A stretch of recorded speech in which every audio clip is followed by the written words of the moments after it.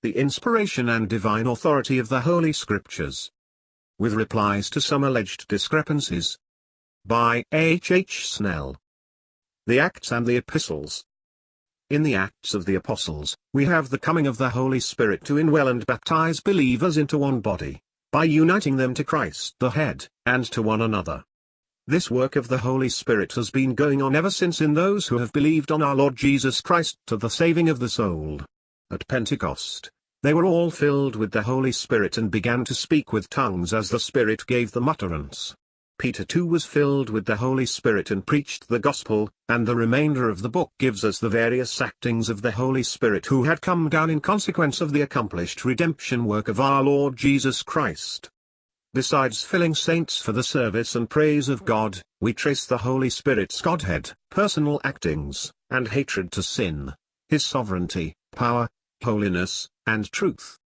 The gospel was preached not only to the Jews but also to the Gentiles, and the servants of God, principally Peter and Paul, were strengthened and filled with the Spirit to set forth a crucified, risen, ascended, glorified, and coming Saviour with abundance of blessing to souls.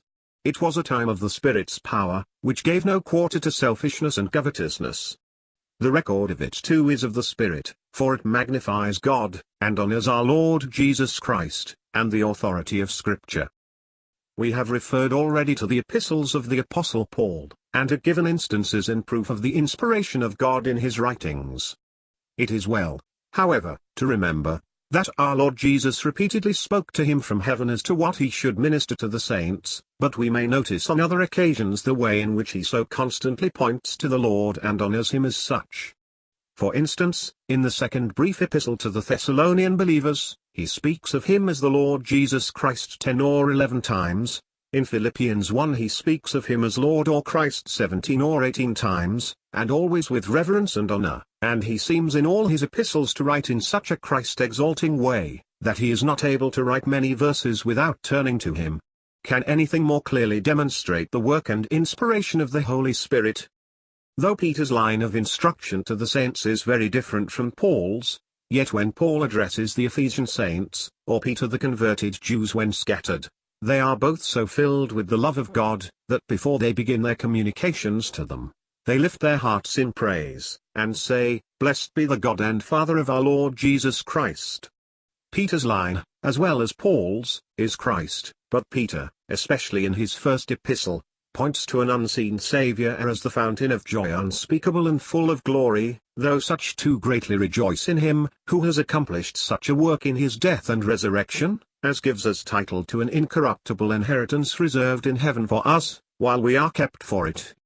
John, however, who recognized the workings of infidelity even in his day, is so conscious of the apostolic ministry being the Word of God, that he declares it to be the true test of vital Christianity.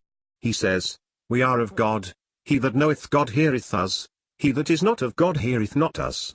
1 John 4 verse 6.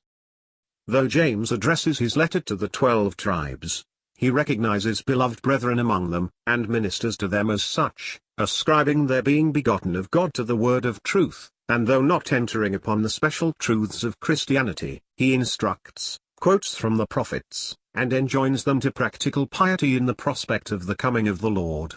With James, the man who says he has faith can only show it by his works.